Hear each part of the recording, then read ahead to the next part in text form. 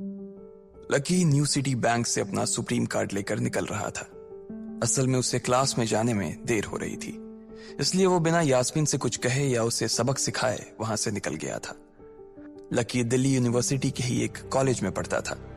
जैसे ही वो कॉलेज के अंदर दाखिल हुआ, उसके पैर एक कीचड़ से भरे गड्ढे में पड़ गए। ओह शिट, उसने अपने आप से कहा और अपने जूतों को पास की सड़क पर साफ करने लगा।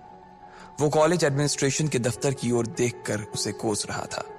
कॉलेज की सड़कों पर इतने सारे गड्ढे हो गए थे, लेकिन वो लोग एक भी गड्ढा नहीं भरवा रहे थे। जब भी लकी इस चीज की कंप्लेन करने के लिए वहां जाता, तो वो इसे ये कह देते कि फंड ही नहीं है। उसने जैसे तैसे अपना जूता तो साफ कर लिया था, लेकिन वो अपनी पैंट पर लगे कीचड़ के दाग को साफ नहीं कर पाया था। वो बाथरूम की ओर जा पाता, इतने में क्लास की घंटी बज गई। वो भागते हुए क्लास में पहुंचा। उसने दरवाजे के बाहर से ही देखा कि प्रोफेसर कमलनाथ मिश्रा पोडियम पर आ गए थे और उन्होंने आज के लेक्चर की शुरुआत भी कर दी थी। जैसे ही उनकी नजर बाहर खड़े लकी पर पड़ी, तो उनकी आंखें निराशा से भर आई। इधर लकी का सिर भी शर्म से झुक गया था और उसे अंदर ही अंदर बुरा लग रहा था। कॉलेज में जितने भी प्रोफेसर थे, उनमें से कमलनाथ जी को लकी सबसे ज्यादा पसंद करता था। बाकी प्रोफेसर ये बात जानते थे कि लकी पढ़ाई के साथ साथ जॉब भी करता था, इसलिए उसका पढ़ाई में ध्यान नहीं था। इसलिए वो भी लकी के ऊपर ज्यादा ध्यान नहीं देते थे। कुछ लोग तो पूरी क्लास के सामने उसका मजाक भी उड़ाते थे, लेकिन सिर्फ कमलनाथ जी ही ऐसे प्रोफेसर थे जो उसके साथ बराबरी का व्यवहार करते थे। लकी बिना कुछ कहे वैसे ही अपना सिर नीचे झुकाए क्लास में दाखिल हो गया। जैसे ही उसके पैर क्लास में पड़े, सभी लोग उसकी ओर देखने लगे। अबे ये फटीचर कब से लेट आने लगा? सूरज पश्चिम से उग सकता है, लेकिन ये कभी लेट नहीं हो सकता। आज क्या हो गया इसे? एक लड़के ने लकी को चढ़ाते हुए कहा। अबे यार, इसकी पैंट तो देख, कितनी गंदी है। भाई क्लास में लड़कियां भी होती हैं, कम से कम कपड़े तो ढंग से पहन के आ यार। दूसरे लड़के ने कहा और उसकी ये बात सुनकर उसके पास बैठी लड़की हंस दी और बोली, अरे कहां से पहन कर आता? कपड़े के लिए तो पैसे हैं नहीं इसके पास। एक ये कपड़ा है इसके पास, बहुत है इसके लिए। क्लास में बैठे सभी लोगों ने लकी के ऊपर फफ्तियां कसनी शुरू कर दी थी। हर कोई उसके ऊपर कुछ न कुछ कहे जा रहा था। ऐसा नहीं था कि लकी ये सब आज ही सुन रहा था। इस तरह की फफ्तियों का सामना वो रोज करता था। रोज उसे ऐसी बातें सुनकर बुरा भी लगता था और आज भी उसने अपना सिर नीचे तो झुका लिया था, लेकिन आज उसके चेहरे पर एक मुस्कान थी। इन लोगों को पता नहीं था कि यह अनलकी आज कितना लकी होकर आ रहा है। जैसे ही क्लास में बैठे बच्चों का शोर बढ़ने लगा, उधर से कमलनाथ जी ने चिल्लाते हुए कहा, आपस में बात करना बंद करो। अगर तुम लोग इस तरह बात करते रहोगे तो मैं आगे नहीं पढ़ाऊंगा। सभी लोग शांत होकर उनकी बात सुनने लग गए। तब तक लकी भी अपनी कुर्सी पर जाकर बैठ गया था। कमलनाथ जी ने फिर से पढ़ाना शुरू किया और पढ़ाते पढ़ाते ना जाने क्यों उनकी नजर बार बार लकी की ओर जा रही थी। लकी को समझ नहीं आ रहा था कि कमलनाथ जी ऐसा जानबूझकर कर रहे थे। उनकी आंखों को देखकर ऐसा लग रहा था कि उनमें लकी के लिए ढेर सारा गुस्सा भरा हुआ था। उसे ऐसा लग रहा था कि शायद वो अपने प्रोफेसर की उम्मीदों पर खरा नहीं उतर रहा था। थोड़ी ही देर में कमलनाथ जी की क्लास खत्म हो गई। बच्चों, आज की क्लास यही खत्म होती है। कल आप सबको क्या काम करके लाना है वो मैंने यहाँ लिख दिया है। कल मिलते हैं आप सबसे, कमलनाथ जी ने कहा और क्लास के बाहर चले गए। जैसे ही वो बाहर गए, पीछे वाले दरवाजे से किसी की आवाज आई, डिंपल। जैसे ही वो आवाज सबके कानों में पड़ी, सब लोग क्लास के पीछे वाले दरवाजे की ओर देखने लगे। वहां कोई और नहीं बल्कि डिंपल का नया बॉयफ्रेंड राहुल खड़ा था। ये लोग राहुल को अच्छी तरह से जानते थे। राहुल ने दरवाजे से झांक कर देखा तो वहां कोई नहीं था। वो धीरे धीरे कमरे में दाखिल हुआ और सीधा डिंपल के पास चला गया। डिंपल खिड़की के पास बैठी हुई थी। जैसे ही राहुल उसके पास पहुंचा, डिंपल ने अपने हाथ उसकी गर्दन में किसी हार की तरह डाल दिए और उसकी बाहों में झूम उठी। उधर राहुल ने भी डिंपल को सबके सामने चूम लिया था। ये नजारा देखते ही सबकी नजरें लकी के ऊपर जा टिकी। सबको अभी तक तो यही पता था कि डिंपल लकी की गर्लफ्रेंड है। किसी को इस बात की खबर नहीं थी कि उन दोनों का ब्रेकअप हो गया था। डिंपल को राहुल की बाहों में देखकर लकी के तन बदन में आग तो लग गई थी, लेकिन फिर भी वो शांत होकर वहीं बैठा हुआ था और उसने अपने गुस्से पर काबू कर लिया था। अरे भाई लकी, क्या हो रहा है ये सब? डिंपल राहुल के साथ कैसे? उसके एक दोस्त ने आकर लकी से कहा। होने देना यार, जो हो रहा है छोड़ना, लकी ने कहा। उसका इस बारे में किसी से बात करने का कोई मन नहीं हो रहा था। अरे भाई, तुझे पता है वो राहुल कितना चालू आदमी है? अभी तक इस कॉलेज की 5 लड़कियों को फंसा चुका है और ये डिंपल छठी है, लकी के दोस्त प्रीतम ने उससे कहा। उसकी ये बात सुनते ही लकी ने प्रीतम को घूर कर देखा। प्रीतम को लगा कि लकी को उसकी बात का बुरा लगा था, लेकिन अगले ही पल वो उसे देखकर मुस्कुराया और बोला, कोई बात नहीं भाई, सबकी अपनी अपनी लाइफ है। ये कहकर लकी डिंपल की ओर देखने लगा, जो कि राहुल की बाहों में इतरा रही थी। वो जानती नहीं थी कि लकी चाहता तो यहीं खड़े खड़े राहुल और उसके पिता को उनके कारोबार समेत खरीद सकता था। उधर जैसे ही राहुल और डिंपल की नजर भी लकी पर पड़ी तो वो जानबूझकर उसे छेड़ने के लिए उसके सामने से गुजरने लगे। अच्छा लकी, सुनना जरा। अचानक से डिंपल लकी के सामने रुकी और बोली। उसने अभी भी राहुल की कमर में अपना एक हाथ डाल रखा था। फिर उसने अपने दूसरे हाथ से अपना मोबाइल निकाला और उसका कवर खोलकर लकी के मुंह पर फेंक दिया और बोली, अब क्योंकि मैं तुम्हारे साथ नहीं हूं, इसलिए मुझे तुम्हारे इस बेकार से कवर की कोई जरूरत नहीं है। इसे तुम अपने पास रख सकते हो। लकी ने उससे कुछ नहीं कहा और नीचे गिरा वो कवर उठाकर अपनी टेबल पर रख दिया। बेबी, इसने तुम्हें कवर गिफ्ट किया? कवर कौन गिफ्ट में देता है भाई? राहुल ने उसके सामने ही डिंपल से कहा। राहुल लकी को नीचा दिखाने का एक भी मौका अपने हाथ से जाने नहीं देना चाहता था। लकी अंदर ही अंदर मुस्कुरा रहा था।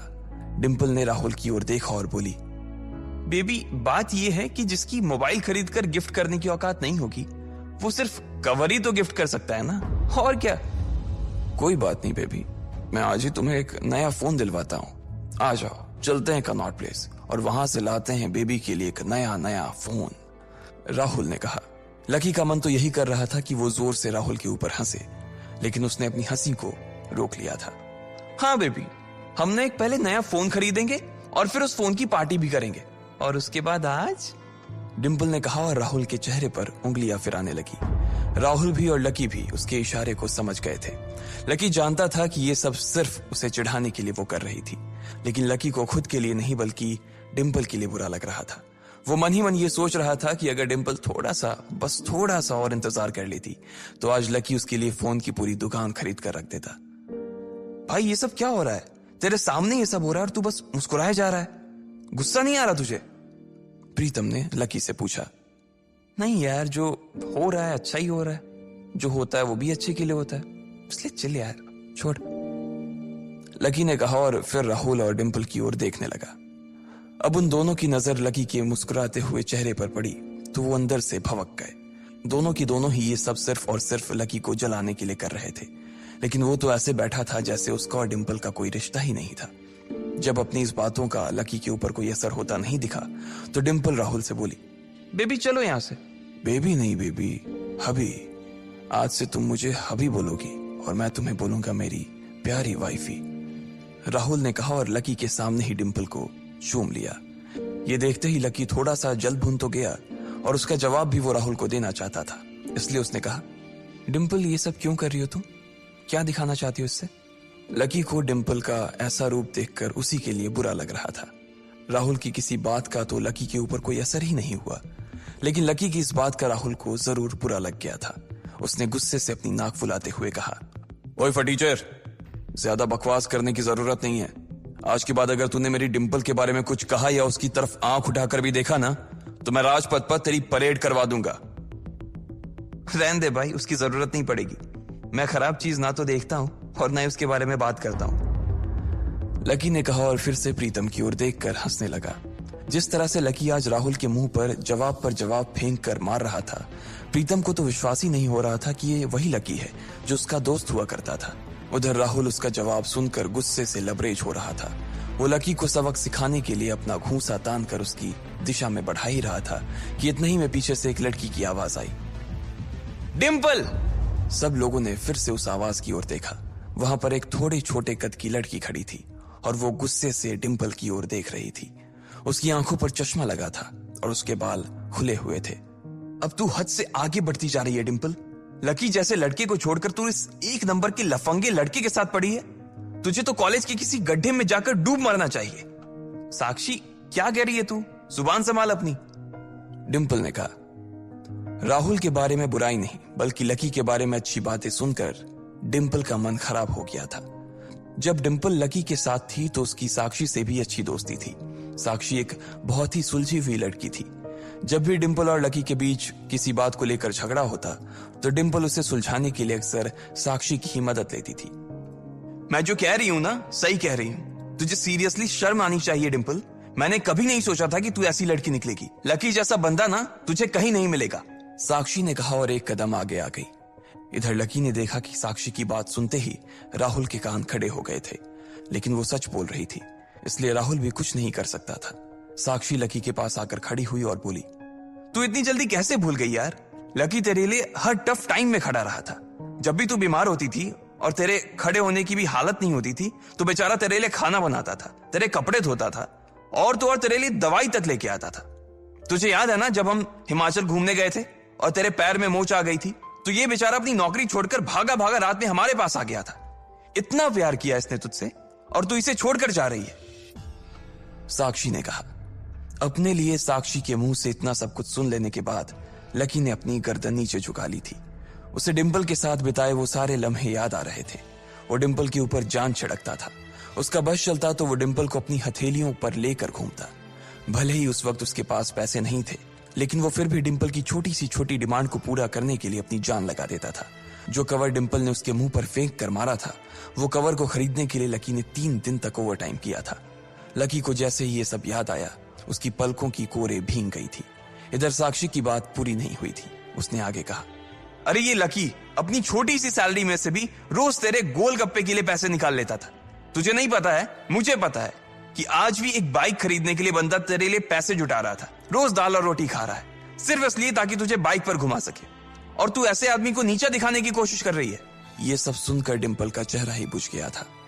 उसे भी साक्षी की कही बातें दिल पर लग रही थी, लेकिन इस वक्त वो राहुल के साथ थी और उसका हाथ राहुल की कमर में था।